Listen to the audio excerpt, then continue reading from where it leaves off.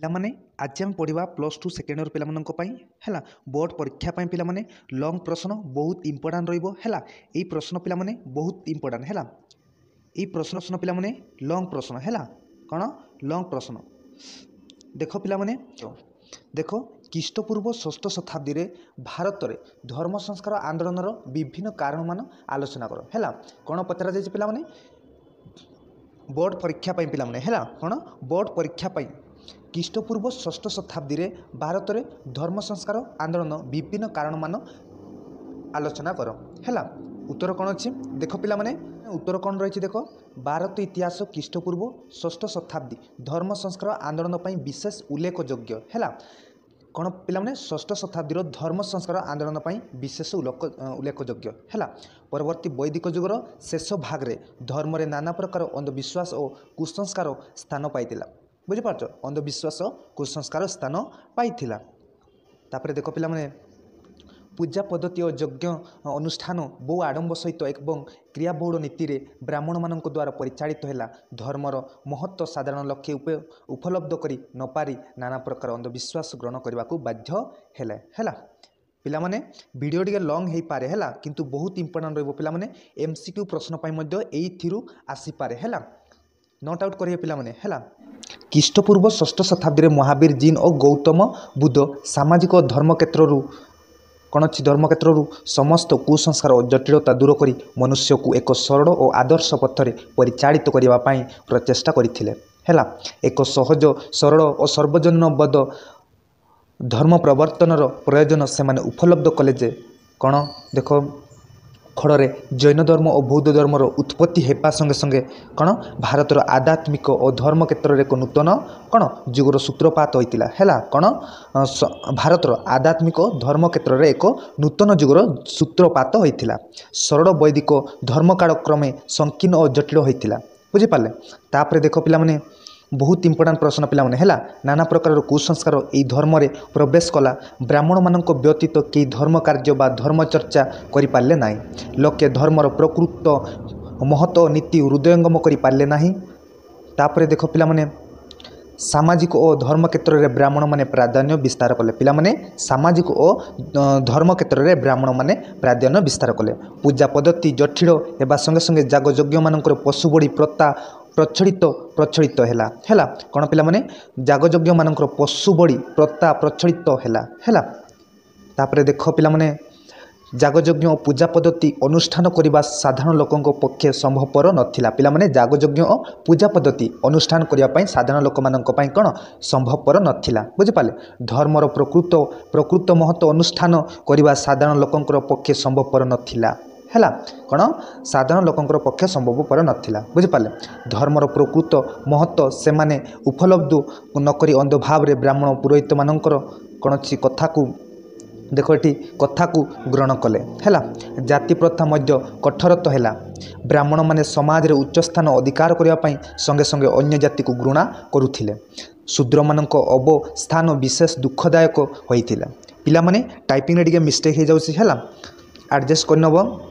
ତାପରେ କ'ଣ ଅଛି ଦେଖ ପିଲାମାନେ, ସାମାଜିକ କ୍ଷେତ୍ରରେ ବ୍ରାହ୍ମଣମାନଙ୍କ ପ୍ରତିପରି କ୍ଷତ୍ରିୟମାନଙ୍କୁ ଅସହ୍ୟବୋଧ ହେଲା। ପିଲାମାନେ ସାମାଜିକ କ୍ଷେତ୍ରର ବ୍ରାହ୍ମଣମାନଙ୍କ ହେଲା ପ୍ରତିପରି କ୍ଷତ୍ରିୟମାନଙ୍କୁ ଅସହ୍ୟବୋଧ ହେଲା। ସେମାନେ ବ୍ରାହ୍ମଣମାନଙ୍କ ପ୍ରାଧାନ୍ୟ ସ୍ୱୀକାର କରିବାକୁ ପ୍ରସ୍ତୁତ ନଥିଲେ। ଏଣୁ ତାସିଳ ବ୍ୟକ୍ତିମାନେ ସମାଜରୁ ବ୍ୟଭିଚାର ଧର୍ମ ଜଟିଳତା ଦୂର କରିବା ପାଇଁ ଦୂର କରି ମଣିଷ ସରଳ ଓ ଆଦର୍ଶ ପଥ ପ୍ରଦର୍ଶନ ପାଇଁ ଉଦ୍ୟମ କଲେ ହେଲା। ମୋକ୍ଷ ଲାଭ କରିବା ନିମନ୍ତେ ଯଜ୍ଞାନୁଷ୍ଠାନ କରିବାକୁ ସାଧାରଣ ଲୋକେ ସମ୍ପୂର୍ଣ୍ଣ ଅସମର୍ଥ ଥିଲେ। ଅନ୍ୟ ପକ୍ଷରେ ମୁନି ଋଷିମାନଙ୍କର ତୁଲ୍ୟ କଠୋର ତପସ୍ୟା ମାଧ୍ୟମରେ ମୋକ୍ଷ ଲାଭ କରିବା ପାଇଁ ମଧ୍ୟ ସାଧାରଣ ଲୋକମାନଙ୍କ ପକ୍ଷରେ ସମ୍ଭବପର ନଥିଲା। ଏହି ସବୁ କାରଣ ଯୋଗୁଁ ଧର୍ମ କ୍ଷେତ୍ରରେ ତୀବ୍ର ପ୍ରତିକ୍ରିୟା ପ୍ରକାଶ ପାଇଥିଲା। ଧର୍ମ କ୍ଷେତ୍ରରେ ସଂସ୍କାର ଓ ପ୍ରବର୍ତ୍ତନ କ୍ଷେତ୍ରରେ ମହାବୀର ଓ ଗୌତମ ବୁଦ୍ଧ ପ୍ରମୁଖ ଭୂମିକା ଗ୍ରହଣ କରିଥିଲେ। ମହାବୀର ଜୈନ ଧର୍ମ ଏବଂ ଗୌତମ ବୁଦ୍ଧ ବୌଦ୍ଧ ଧର୍ମର ପ୍ରବର୍ତ୍ତକ ଥିଲେ ହେଲା। ପିଲାମାନେ ଟିକେ ଟାଇପିଂ ଟିକେ ମିଷ୍ଟେକ୍ ହେଇଛି ହେଲା, ପ୍ରବର୍ତ୍ତକ ଥିଲେ। ତାପରେ ଦେଖ ପିଲାମାନେ, ପ୍ରଶ୍ନ ନମ୍ବର 2ରେ ରହିଛି ପିଲାମାନେ, କ'ଣ ରହିଛି ଦେଖ, प्रश्न 2 रे रही पिलाने महावीर जीवन और तांकर नीति शिक्षा आलोचना कर पिलाने महावीर जीवन और तांकर नीति शिक्षा है बहुत इंपोर्टाट पिलाने है पिलाने 2025 रे यही प्रश्न गुड़ी को आसीपे पिलाने है बहुत इंपोर्टाट देख पिलाने उत्तर कौन अच्छी नोट आउट करेंगे पिलाने है उत्तर कौन अच्छी ख्रीष्टपूर्व 6ठ शताब्दी पृथ्वीर इतिहास रे एक उल्लेखयोग्य समय चीन देश में लाओसी और कन्फ्यूजन जनसाधारण मध्य नैतिकता प्रचार कले है कौन चीन देश में लाओसी और कन्फ्यूशियस जनसाधारण मध्य नैतिकता कौन नैतिकता प्रचार कले है तापर कौन अच्छी देख भारत में महावीर और गौतम बुद्ध धर्मवाणी समाज रे विफल आनिबा संगे संगे भारतीय संस्कृति को विशेष भाव प्रभावित कला जैन धर्मावलंबी माने 24 जन पिलाने 24 जन तीर्थंक भा धर्म प्रचार को उपासना करिसेंती तापरे देख प्रथमे 22 जन तीर्थंकर संबंध में ऐतिहासिक प्रधान सरी पिलाने उपादान संगृहीत होई नाही हैला कौन 22 जन तीर्थंकर संबंध में ऐतिहासिक उपादान संग्रह होई नाही महावीर पूर्ववर्ती त्रयोविंश तीर्थंकर हेउछंती पार्श्वनाथ पिलाने किए पार्श्वनाथ है तापर देख से महावीर जन्म 250 वर्ष पूर्वे काशीर क्षत्रिय राजवंशर जन्मग्रहण करथिले है देख पिलाने 250 वर्ष पूर्वे काशीर क्षत्रिय राजवंश जन्मग्रहण करथिले तांको पिता थिले किए अश्वसेन महावीर हेउछंती सर्वशेष और सर्वश्रेष्ठ जैन तीर्थंकर है किए पिलाने महावीर हेउछंती सर्वशेष और सर्वश्रेष्ठ जैन तीर्थंकर है तापर देख महावीर ख्रीष्टपूर्व 540 बैशाड़ी निकटस्थ कुंदग्राम रे ज्ञात्रिक नामक क्षत्रिय कूल में जन्मग्रहण करथिले तांको पिता थिले सिद्धार्थ और माता थिले त्रिशड़ा तांको पिता थिले किए पिलाने सिद्धार्थ और माता थिले त्रिशड़ा है एमसीक्यू सर्ट क्वेश्चन पाई मध्य बहुत इंपोर्टाट रोचे पिलाने प्रश्न गुड़िक है ये प्रश्नर सरी पिलाने उत्तर प्रश्न गुड़िक है तापर देख महावीर बाल्य नाम थिला वर्धमान है कौन पिलाने वर्धमान है बाल्यकाल ये पिलाने वर्धमान है बाल्यकाल वर्धमान सांसारिक जीवन प्रति वितृष्णा भाव है वितृष्णा भाव प्रदर्शन करते से यशोदा नामनी एक सुंदरी कन्या को देख पिलाने सुंदरी कन्या को विवाह कर एक कन्या लाभ कले है कौन सुंदरी कन्या को विवाह कर एक कन्या लाभ कले है झीटी लाभ कले किंतु वर्धमान सांसारिक ऐश्वर्यर भोग विलास प्रति वितृष्टा प्रदर्शन करने संगे संगे से 30 वर्ष केते पिला माने 30 वर्ष बयस गृह त्याग कर संन्यास व्रत अवलंबन कले कौन पिला माने संन्यास व्रत अवलंबन कले है तापर देख से दीर्घ 12 वर्ष केते पिला माने 12 वर्ष पर्यंत सन्यासी जीवन यापन कले केते 12 वर्ष खाद्यपेय वर्जन करी से शरीर को नाना प्रकार कष्ट देते कौन पिला माने नाना प्रकार कष्ट देते है तांकर एई सन्यास जीवन मध्य से नालंदा ठारे गोशाला मखखलीपुत नामक सन्यासी स्पर्श आसीतिले है तापर देख गोशाला मखलीपुत दीर्घ 6 वर्ष है 6 वर्ष पर्यंत वर्धमान सहित काल अतिबाहित करने पर से पृथक भाव में आजी भित्तिक नामक एक सन्यासी संप्रदायर प्रतिष्ठा करते है देख पिलामंडी आजीविक है न नामक एक सन्यासी संप्रदायर प्रतिष्ठा करते किए आजीविक है वर्धमान परिशेष जिम्बिको ग्राम निकटस्थ रिजुपाड़ी है ये पिलाने रिजुपाड़िका बुझीपार रिजुपाड़िका नदी कूल 42 वर्ष बयस दिव्य ज्ञान लाभ कले केते पिलाने 42 वर्ष बयस दिव्य ज्ञान लाभ कले से महावीर और जीवन सरी पिला जीन नाम रे परिचित हेले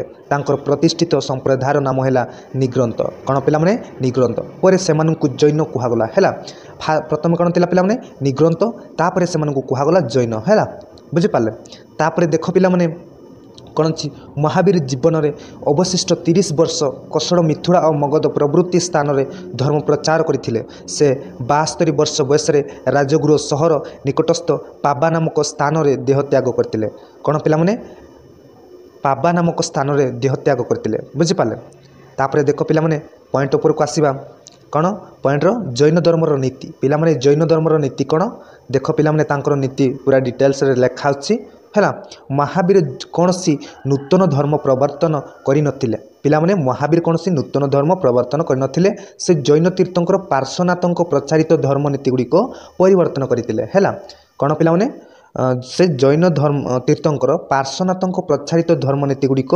परिवर्तन करते है। पार्श्वनाथ अहिंस सत्य आचर्य अपरिग्रह यही चारोटी नीति उपर गुरुत्व आरोप करते किए पिला माने पार्श्वनाथ है। कौन कौन अहिंसा सत्य आचर्य और अपरिग्रह यही चारोटी नीति उपर गुरुत्व आरोप करते है। तापरे देख यही सबू नीति गुड़िक सह ब्रह्मचर्य पालन करने उपदेश देते है। तापरे देख त्रिरत्न पिला माने पॉइंट नंबर 2 देख पिला माने त्रिरत्न महावीर तांको शिष्य मानू महत्व जीवन यापन पर तीनोटी नीति पालन करने को कही पिला माने महावीर तांको शिष्य मानू महत्व जीवन यापन पर तीनोटी नीति पालन करने को कही है।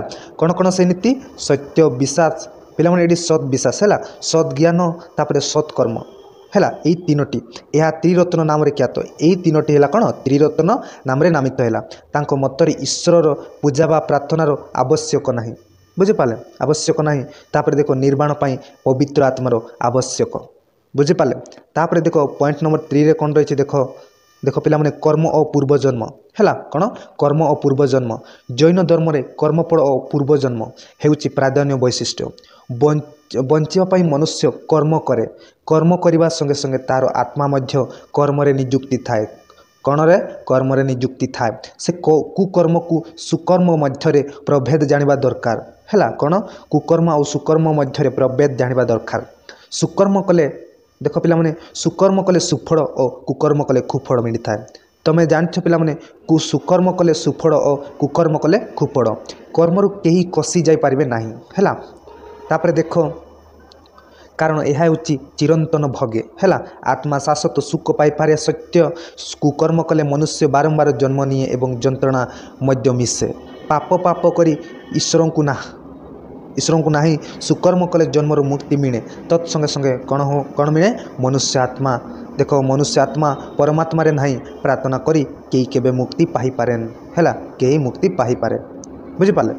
तापर देख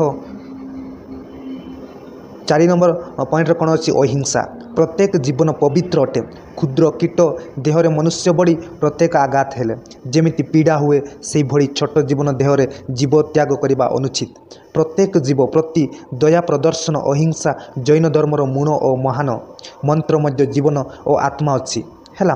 तापर कौन अच्छी देख पिला माने मनुष्य देहरे आघात कले मध्य अनुरूप जंत्रणा हुए तेणु जीव करने जैन धर्मर प्रधान लक्ष्य है।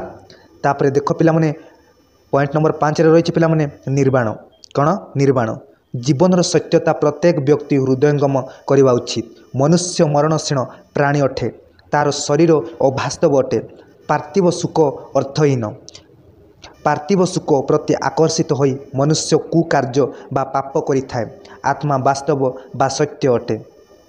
तापर देख पूर्व जन्मरु प्रत्येक मनुष्य मुक्ति पाइबा उचित कर्म को विनाश करी मनुष्य तार आत्मा को मुक्त करि पारिबो आत्मा मुक्ति पाइले मनुष्य शरीर आनंद अधिकार हो पारिबो हैला। तापरे पॉइंट नंबर 6 रे देखो पिला माने कौन रही पॉइंट नंबर 6 रे ब्राह्मण धर्म मध्य तिबा सामाजिक कलंक गुड़ी विनाश करने जैन धर्मर संग्राम जारी रखुला पशु बड़ी प्रथा मूर्ति पूजा मूल्यहीन प्रार्थना बा कर्मकांड विरुद्ध रे महावीर तांकर स्वर उत्तोलन करथिले धर्म कहले सेतेबेले बुझा पड़ुथिला ओ जता पूजा अर्चना और जगयज्ञ पालन करवा देखो पालन करवा सदाचार द्वारा मनुष्य पवित्र जीवन यापन कर मानविक साम्य बा प्रत्येक मनुष्य समान ए नीति उपरे जैन धर्म पर्यवसित थिला। तापरे देखो पॉइंट नंबर 7 रे कौन रही पिला माने देखो पंच प्रतिज्ञ है नैतिक मूल मूल्यबोध उपरे चरित्र गठन जैन धर्मर एक विशिष्ट आभिमुख्य एतिपाई महावीर पंच प्रतिज्ञा उपरे गुरुत्व आरोप करथिले। ए पंच प्रतिज्ञा है सत्य पिला माने ए पंच प्रतिज्ञा रहा कौन देख सत्य आचर्य अपरिग्रह अहिंसा और परिशेष ब्रह्मचर्य जग करागला महावीर को प्रचारित यही पंच पंच प्रतिज्ञा जैन धर्मर एक मौलिक नीति है कौन है मौलिक नीति बुझिपार। तापरे सुतरां जैन धर्म को पंचजान धर्म बोली कहगला पिला माने पंचजान है धर्म बोली कहगला। यही पंच प्रतिज्ञा मध्य प्रथम धर्म पार्श्वनाथ प्रचार करते और पंचम प्रतिज्ञाटी को महावीर से जग कराई है। तापरे देख पॉइंट नंबर 8 रही पिलामाने कौन रही से वेद को माँ विश्वर सृष्टिकर्ता एवं रक्षक भाव ईश्वर को सर्वशक्तिमान बोली विश्वास न करने महावीर कहते मानु नथिले से कहते जो ईश्वर को विभिन्न शक्तिर परिप्रकाश बोली कहचे से समस्त को आत्मार ही विराजमान करुँच तेणु इंद्रिय संयम और शृंखलित जीवन यापन माध्यम उपलब्ध करहब है। तापर अवश्य ईश्वर परिवर्ते जैन माने 24तम तीर्थंकर बा जीनों को पूजा करुथिले महावीर को प्रचारित जैन धर्मर प्रथम थर पर ब्राह्मण धर्म विरुद्ध में स्वर उत्तोलन करथिले। तापर देख पिला माने महावीर त्याग पुत्र जीवन एवं मधुर धर्म भाणी तांको प्रति लोकमानंकु करिथिला। एई धर्मर उत्थान पड़े भारतीय इतिहास धर्मीय और सामाजिक जीवन आकृष्ट एक गभीर आलोड़न सृष्टि होइथिला हैला। तापर देख पिला माने महावीर को मृत्यु पर जैन धर्म दिगांबर और श्वेतांबर पिला माने जैन धर्म और श्वेतांबर दुई भाग में विभक्त होइतिला किंतु या ब्राह्मण मानक अत्याचार हिंदू समाज को सुरक्षित करिवार सक्षम होइथिले। तो पिला माने आमे महावीर जीनकर आमे संपूर्ण ए वीडियो रे आलोचना कले पॉइंट माध्यम रे बा ई प्रश्न पिला माने 2025 बहुत ही हेल्पफुल रहबो हैला पारिबे। तो मु एडी रहिली thank you all the best.